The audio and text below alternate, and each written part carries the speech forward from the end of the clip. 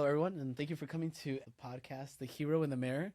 Wow, it's Or a mirror for a hero. a mirror. Yeah, exactly. Definitely. I'll take it. I wanted to give a special thanks to Northeastern Illinois University for giving us space today in their Lyric Lounge to host this podcast. Really love Amazing this place. setup. It's a lot more intimate, a lot more personable. It's great to see my guests face to face and to really feel the energy Yeah, it's different that you in bring. person. Definitely. And with that said, yeah, we have a special guest today, Cezar Tondini. Cezar Tondini is CEO and founder of TradeSee, focusing in supply chain management, and a proud Latino hailing from Brazil. Brazil. You were telling me that they kicked you out of Brazil because you didn't like. Soccer. Yeah, I used to be a huge fan a long time ago, but motorsports is my Okay. my What's your go-to now?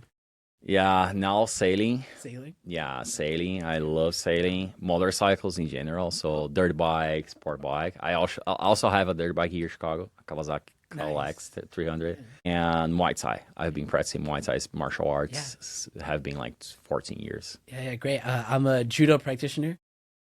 I love grappling sports. I did some wrestling in high school, but yeah, it's good to It's very helpful for the like mental health. yeah. I think the one quote I really like from my sensei is "Iron sharpens iron." Right? That's true. If you're around a good group of people, a tough room of guys, Yeah, you have no other option but to it's toughen true. up. Yeah, but to sharpen your skills and hone in on them. Exactly. Well, Caesar, it's great to have you here. I know we had a chat before this, and I know your story, and you've had quite the journey.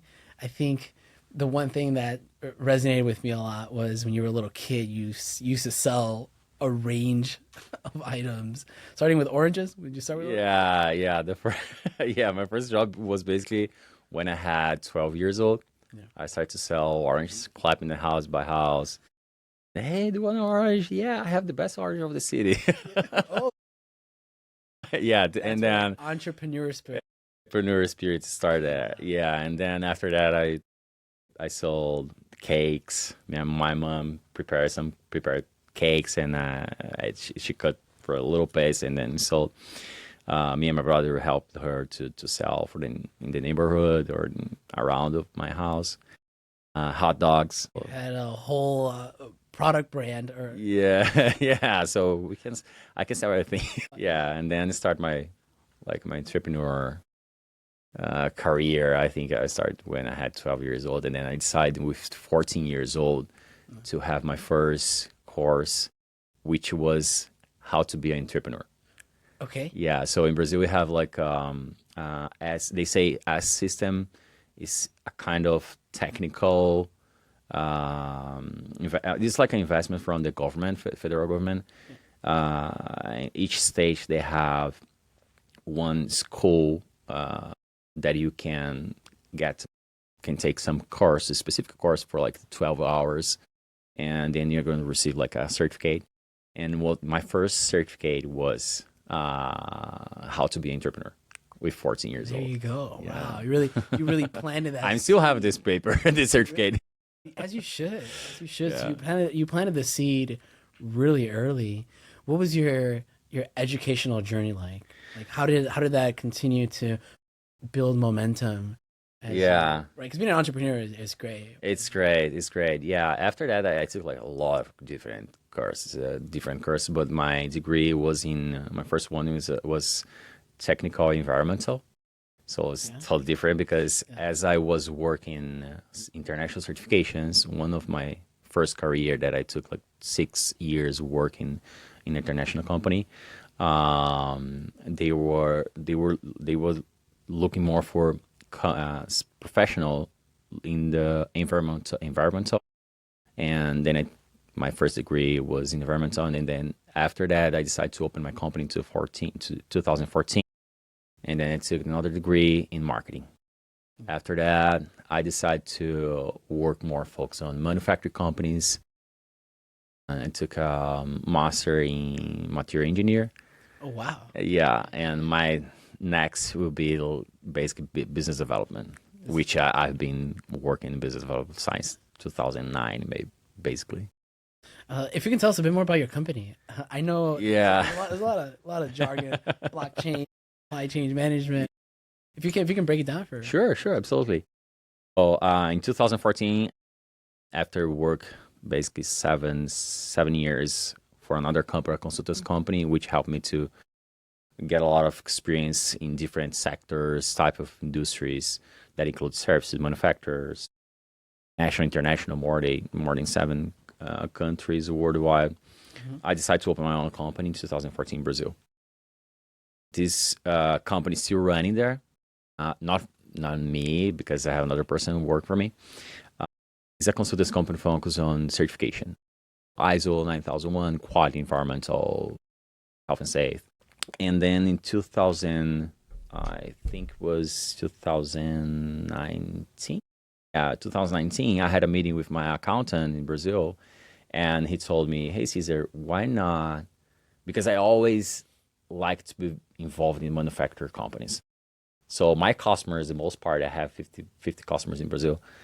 The most part of them, they are services or manufacturers, most part of manufacturers. And I like to be involved in the process of manufacturers. And then they told me, why not open your own company in manufacturing? And yeah, but it's not my kind of stuff because it's a lot of investment. Mhm. And he told me, why not a technology to bring solutions for the manufacturer companies and international Oh, wow. traders? And then we had COVID. Yeah. And then the most part of my customer basically was asking me to help them to like expand their operations in other countries, Okay. find new customers, find new suppliers. And most part of these customers that I had, they were using different platforms and softwares. A lot of like were paying a lot of money in compliance companies, consultants companies, to find new suppliers.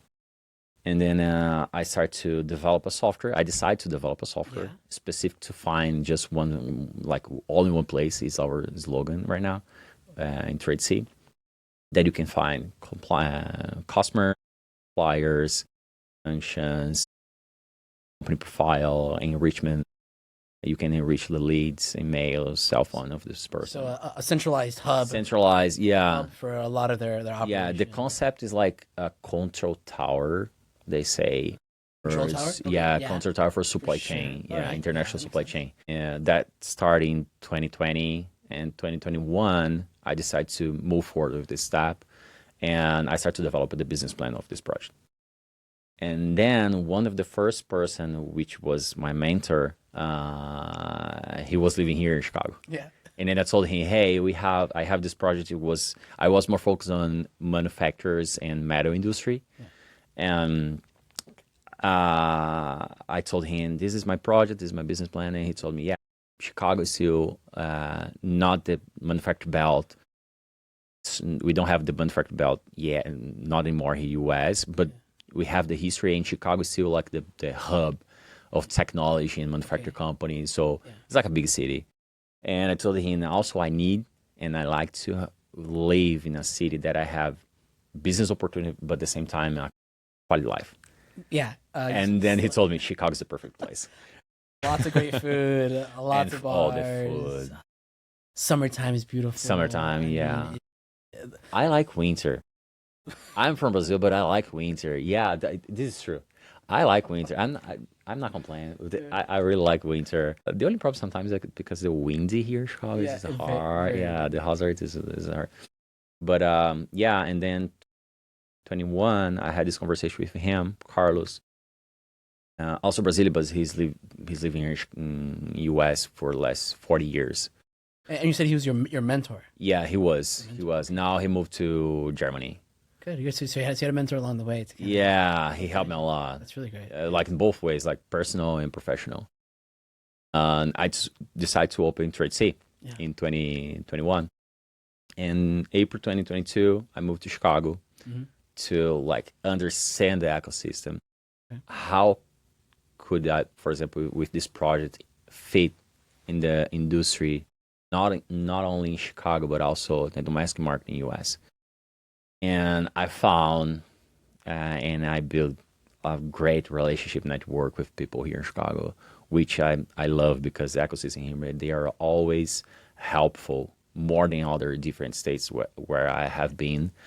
And yeah, and after that, I started a partnership with Northeastern. Yeah, I was gonna mention, yeah, your partnership with I'm, Northeastern. It's really great. I've seen or some posters of a couple of speaking engagements that you had on here as well. So yeah, it's good to have you be part of the community of leaders that we have here. yeah. So you mentioned a lot of great, opportunities that came up. What about challenges? Were there any specific challenges that really forced you to dig deep? I think we can separate like challenge personal life and Okay, of course. professional. Yeah. Yeah, because when you talk about challenge in the professional life, you always have a solution. Of course, in the personal life, also have solutions, but in professional life, principal here in Chicago, you have so much network and people trying to help you with a lot of different solutions, not just trying to sell you something, but also help you. And one of the biggest first challenge that I had here was my language and my accent. And even with my difficulty in the beginning, because I started to learn English, like real English, 8 months before to move to US. Well, I moved here with my, Duolingo? yeah, not Duolingo. I know I took like 3 hours class per week, but Duolingo is good. I started to use the Duolingo for Italy, yeah, Italian now.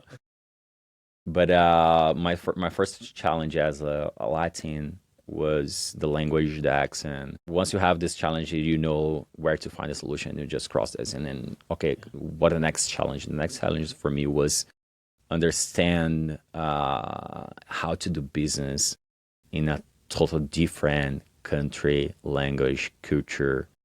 Everything is so different Yeah. than, for example, 10 years in experience that I had in Brazil. Yeah. So this was my first challenge, but as my entrepreneur spirit, I like those challenges. For me, I think entrepreneur that don't like challenges is not a real entrepreneur for me. As my personal, Yeah, that makes sense. and for the personal challenge, because this is one thing that I really love to be an entrepreneur. You need to have a balance. Yeah. You need to focus on your career, but at the same time, you need to have your family, time for your family, time for your, I don't know, hobby, Yeah. Mental health. mental health. Yeah, you need to take care of your yeah, Right? Because it's easy to get burned out, exactly. especially when you're trying to juggle a lot of these different things, especially the entrepreneur side. And one thing I've heard is that you're gonna love it, but it's gonna be like 60-hour Yeah, work weeks. But if it's your passion, right, you're gonna want to invest in exactly, exactly. something like this. Okay, so you mentioned a little bit about the business challenge, getting used to the culture, the language, Yeah, regulations, everything business wise. And obviously, you've done a really great job. What about personal wise? You mentioned, yeah. Personal life for me was, as I told you, I like to take care of my mental health, and was find a place that I could fit because in the professional, once you just find the way to fit in this ecosystem, you are in your right way. You are doing good. But the personal is basically need to build everything from scratch. So new relationship, new friends, you're right. people totally different, which is not something bad. It's good because you need to take like you need to stay working, keep working with your mental Yeah. for like your brain still healthy. So for me, it was not difficult. It's just a challenge, which I like. Yeah. This is one thing that is very interesting because in the personal life, as I have like need to build all my friendship, new friends and new people, new family, basically because I don't have any family here. Yeah. I have my wife only, which I met here. I met her here in Chicago. And There you go. That's another win. that's another wing. And yeah, you need to build everything from scratch, but at the same time, it's not something like bad. Yeah. This is a really good for me. Yeah. As an entrepreneur, you have those challenges in the personal life and professional life that help you to move forward all the time, to keep going. So challenge for me is something good. I like. Yeah. I like. You like it. You like a good challenge. I have two questions for you, if I may. The first one is, if you were to talk to little 8-year-old Cesar Tondini, what advice or what would you say to that little version of yourself? Shorter version, sure, because you're Shorter, yeah. Yeah, yeah. do you know the line in Brazil of the students? Because they have, I don't know, you hear the same. When you go to the school, you need to you need to follow the line with the teacher. And I was always the last one because I wasn't taller. But yeah, I was shorter. For sure. Yeah. What would you say? What would you tell little 8-year-old Cesar Tondini? A bit of advice or words of encouragement, or Uh, oh, it's an interesting question. I never thought about that. I think um, take care about being happy with the life as like a young kid, 80 years old. They need to take care about their being kid. Yeah, being a kid. be a kid. Yeah. I did not have a lot of time to be a kid. Yeah. With 12 years old, I need to help my family to bring money and food to our home, our tables. But I think the first is be a kid. Yeah.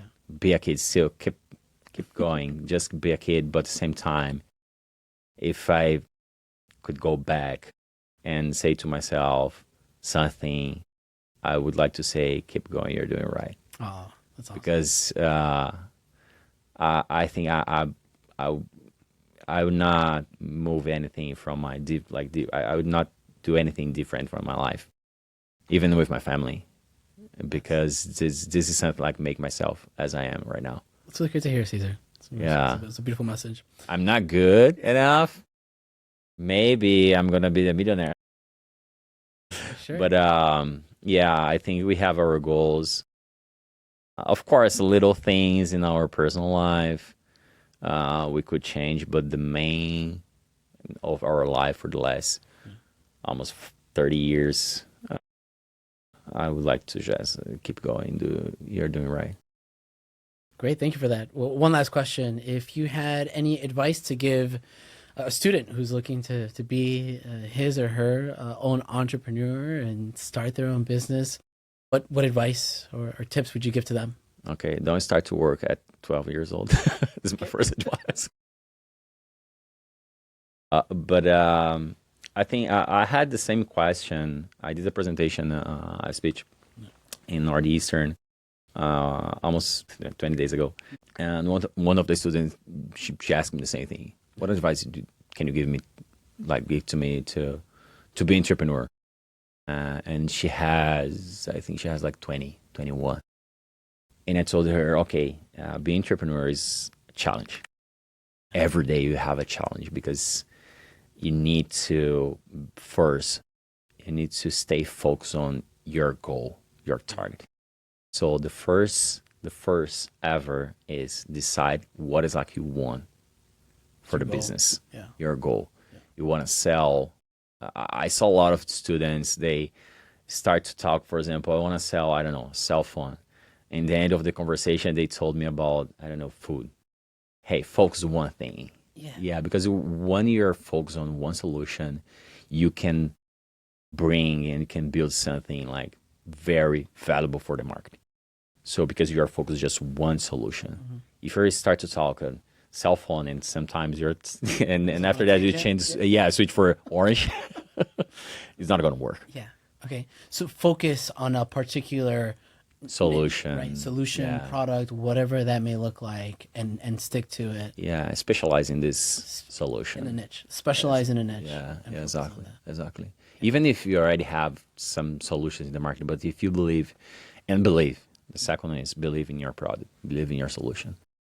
Once you decide to focus on one specific solution, niche or solution, even if you know that there's a lot of competitors, but you know and you believe that it's a great solution, just go for it.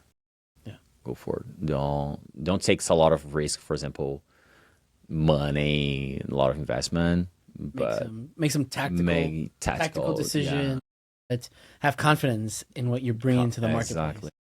This when you talk, for example, you're going to talk for the students. We're going to talk with the customer, for example, your first customer, and you know your folks, for example, one specific solution. You go so confident that basically you're convincing your customer to buy or your product or the idea or solution. That's really great. I would like to share one thing that happened with me last week. I like to like check up every year my health. So I was in a cardiologist, and he took like some exams with my heart, and he sit at the table and he told me, "What brought you here today? Why are you here? You have 37 years old. You're very young. You're good. Why are you here?" And I told him, because I want to stay alive maximize my years. So I want to stay alive for a while. Yeah. And he gave me like some like good words.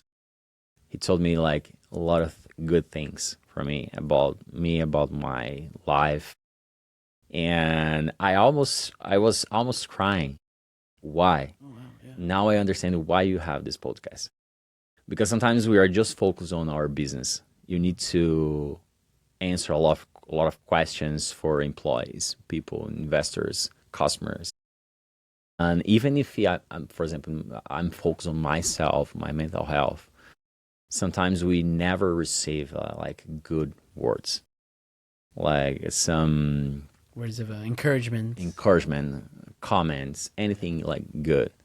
So when I received this from my cardiologist, and I saw it, wow, I never thought about that. He was telling me, "Hey, you're doing great. Keep going. Keep like taking care about your mental health, your health, doing the exercise as you're doing right now." But for me, it was very impact. I had this impact. Wow, well, yeah, someone is telling me good things. And I think the here in the mirror is something that people need to understand, because sometimes we are just focused on in the business, but we have a person behind it. Yeah. That sometimes we don't recognize ourselves. And when we have someone recognize this good things that we are doing, it's impactful for us. So thank for the like invite me here. Yeah. It's really, really nice, because when I start to talk, I can see that I can help more people to be, let's say, I want to impact in the life of the people with my experience. Yeah, no, and I think you have a really great story, and I'm glad that you saw that message. Give yourself really, a little bit more credit. Congrats for the No, thank you. I really appreciate it. I really appreciate all the support that people have given me. I am sometimes even in awe with all the stories that I continue to hear, right? So after I hear one story, I'll have someone reach out to me and they'll be like, "Hey man, that was really great." And then I'll ask them, like, what's your story like? And then we get into somebody else's story. And I was telling my friend Julian the other day where, I was just sitting in my car and I was looking at the stars, and I was like, if I can tell people that there are as many stars in the sky as stories of triumph, and for them to choose their star. So yeah, if we're looking at the night sky, choose a star. Think about your story of triumph, and the adversity that you face, or the adversity that you're facing right now. Tackle it head on, and at the end of the day, smile when you see that hero in the mirror. Cezar, thank you for that really, really great story, and it was a really, really profound message. I'll pause here for a moment and see if you have any last thoughts. Last thoughts? Yeah, I think no last thoughts. I think just for you, keep going. You're doing great. Thank you. Yeah, your podcast is really nice. A good idea, great idea, I think. And for students, focus on your solution and believe in your solution, your product, that you're basically doing great. That's it. Good. Yeah, we'll take it one step at a time, and celebrate those small wins. I think celebrate the small wins. I think that's something I would tell myself, my college self, is celebrate that class that you passed, because that class wasn't easy. That class required Yeah. a little bit of work. Give yourself credit when you're done with that presentation Exactly. in the classroom, Yeah. right? That took a little bit of work. Give yourself credit when you graduate. Give yourself credit when you start that job. Yeah. You know, Yeah. when you accomplish the first month. Well, I want to thank you all for coming on to this episode of The Hero in the Mirror. I hope these stories help you embrace and acknowledge the hero that lives within you, and your own hero's journey. With that said, thanks again, Cesar. It was a pleasure to have you.